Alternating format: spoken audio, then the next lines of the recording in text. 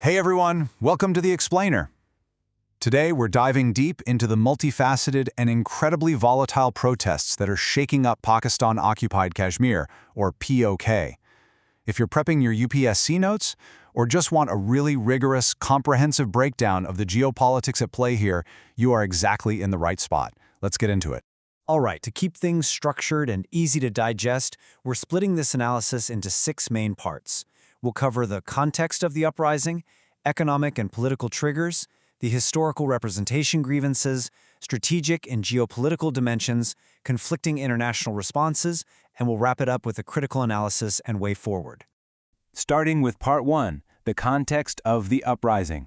Let's establish the ground reality right now before we zoom out to look at the bigger historical picture. So on the ground, things are intense. We're talking massive disruptions. In major cities like Rawalakot and Muzaffarabad, folks are taking to the streets, blocking main roads and facing severe crackdowns. They're out there protesting the current 3-phase elections, and man, it is a highly volatile environment. Now, what's really striking and honestly kind of alarming is the massive gap in reporting the human cost. India's Ministry of External Affairs, they're citing over 40 dead and some serious injuries. But if you talk to the local protest leaders right there on the ground, they're saying the toll is way higher, claiming 86 lives were lost by July 31st alone. That huge discrepancy just goes to show how chaotic things are, especially with the severe communication blackouts in the region. So you might be wondering, who is actually leading this charge? The mobilization is primarily being spearheaded by an umbrella group called the JKJAC. That stands for the Jammu Kashmir Joint Awami Action Committee. Basically, they're a massive alliance of civil society groups, and their core argument is that this whole establishment-backed election is completely rigged. They want a political system that actually represents them.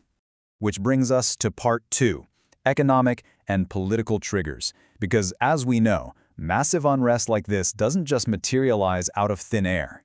Let's trace the timeline here. It actually started back during the COVID-19 pandemic as a pretty straightforward, basic economic demand. People just wanted a cap on skyrocketing prices for everyday essentials. But post-pandemic, that simmering frustration evolved. It morphed into a massive push against opaque governance and a loud demand for true political representation. And the boiling point finally hit between July 27th and August 11th, when those controversial 3-phase elections acted as the final spark. Within that timeline, there was one absolutely tragic flashpoint. The movement exploded with fierce momentum after a PhD scholar named Usama Jalil was killed by police firing. He had been giving these really fiery, passionate speeches at protest meetings in Rawalakot. His death basically acted as a giant catalyst, turning a growing movement into an outright uproar. All right, Part 3, the historical representation grievance. To really critically analyze why locals feel so politically disconnected, we have to look at the actual math of their legislature. It's kind of like a structural puzzle. Let's look at the numbers. The legislature of POK consists of a total of 53 seats. Keep that number, 53, in your head for a second. Out of those 53, only 45 seats are actually elected by voters. The other 8 are just nominated outright. That instantly strips away a layer of direct democratic control from the local people. But wait, here's where it gets really contentious. Out of those 45 elected seats, 12 of them are historically reserved, and they're reserved specifically for refugees of Indian Jammu and Kashmir who migrated way back after 1947. So why is this such a big deal? Well, in practice, the voters for those 12 reserved seats live completely outside of POK. Naturally, the locals living inside POK feel like this is totally unfair. They argue it's basically a deliberate loophole used by Islamabad to artificially dilute regional representation, override local concerns, and basically pull the strings on local politics. You can totally see why they're frustrated. Moving on to Part 4, strategic and geopolitical dimensions. Because obviously, given where this is all happening, this isn't occurring in a vacuum. There is immense strategic weight here. Geographically, the location is a massive deal. Security-wise, the unrest is highly concentrated in places like Rawalakot, which sits right along the super-sensitive line of control, an area Pakistan monitors heavily.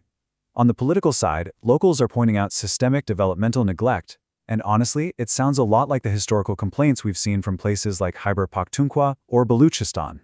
Add in the fact that the establishment and MIT's militants have started turning inwards against the state, and you've got this incredibly complex, volatile security matrix.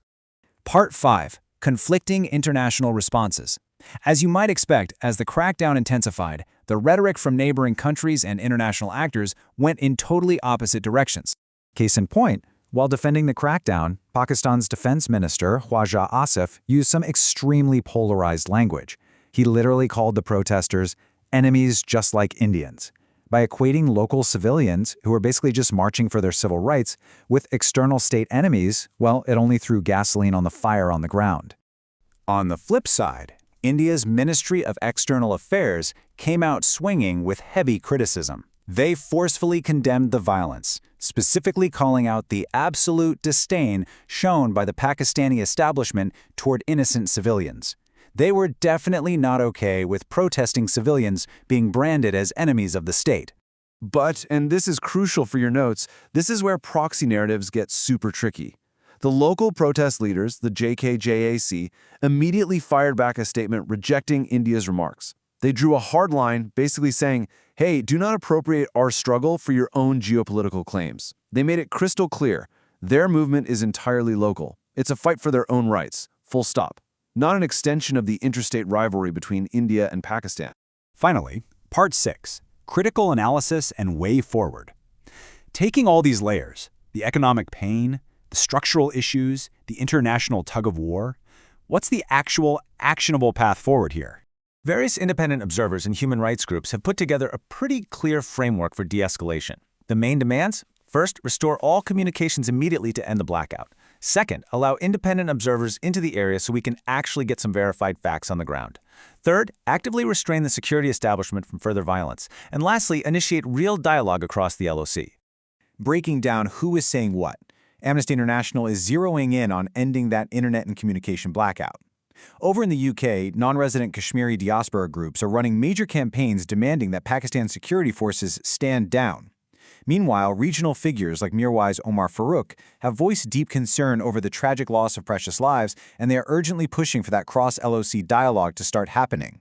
If we were to sum up this entire critical analysis in one single thought, it's this. We are watching a highly localized civil rights movement that is desperately trying to address severe developmental neglect and a lack of true representation. But at the exact same time, they are having to actively fight against being co-opted into the region's historical proxy wars. They just want to be heard for who they are, without being used as pawns on a bigger board. Which leaves us with one final, really big question to chew on for your notes. Can the genuine, on-the-ground fundamental needs of these people ever truly supersede the strategic chessboard they happen to live on? Will their demand for basic development ever successfully eclipse those overarching regional rivalries? It is a tough one to answer. Thank you so much for joining me for this explainer. Keep this framework handy as the situation continues to unfold.